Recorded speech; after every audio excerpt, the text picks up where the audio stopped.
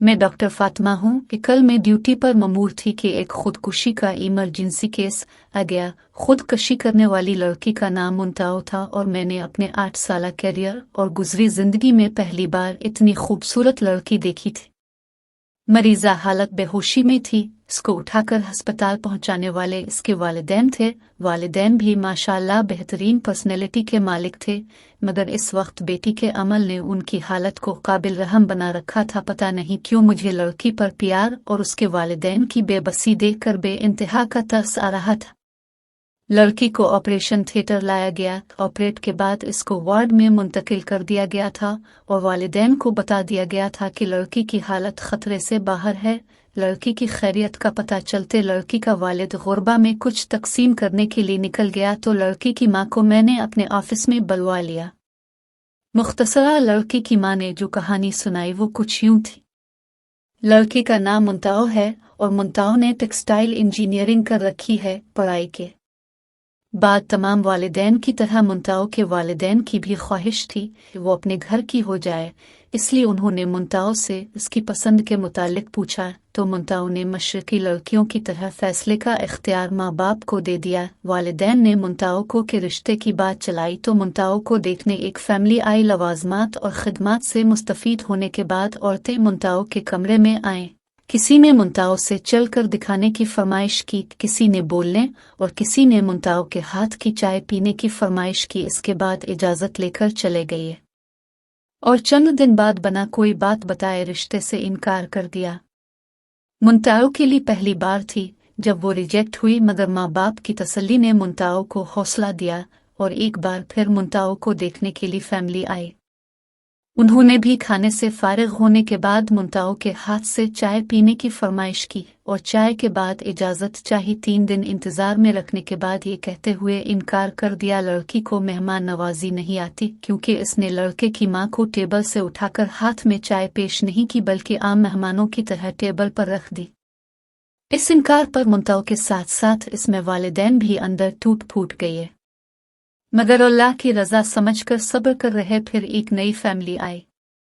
इस फैमिली की ख्वातीन के बैठते ही मुंताओ ने उनके जूते तक अपने हाथों से उतारे, वहीं बैठे बैठे हाथ धुलवाए और फिर चाय पेश की।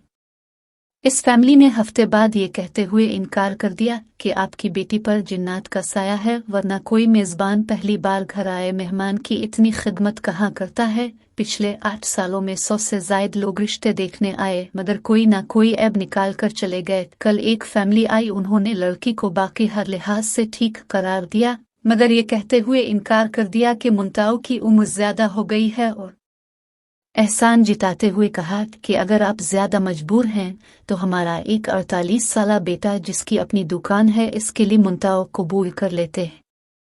इतना कहते हुए मुंताओ की मां सिसकियां लेकर रोने लगी और कहा अब भी तो मां है, सोचे मां जितनी भी मजबूर हो गैरों के सामने कैसे कह सकती है।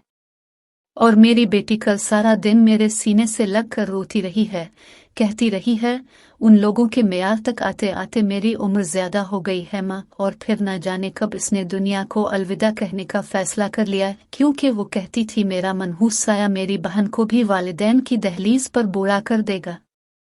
मैं डॉक्टर ने मुंताओ की वालिदा को पानी पिलाया। इतने में उसका वालिद और पीछे वार्ड बॉय दाखिल हुआ, आकर बताया कि मुंताओ होश में आ गई है।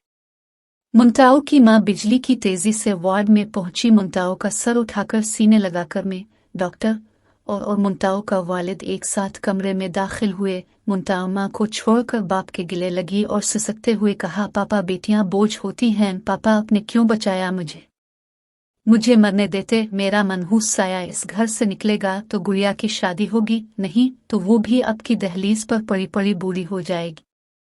मुंताओ का बाप चुपचाप आंसू बहा रहा था। जब मैंने हालात आउट ऑफ कंट्रोल होते देखे तो मुंताओ को सुकून और इंजेक्शन दे दिया और मुंताओ के वालिदैन को लेकर ऑफिस में आ गई। मैंने मुंताओ और उसकी छोटी बहन को अपने दोनों भाइयों के लिए मांग लिया और मुंताओ के वालिदैन की आंखें अचानक बरसने लगे, मगर इस बार आंसू खुशी के थे।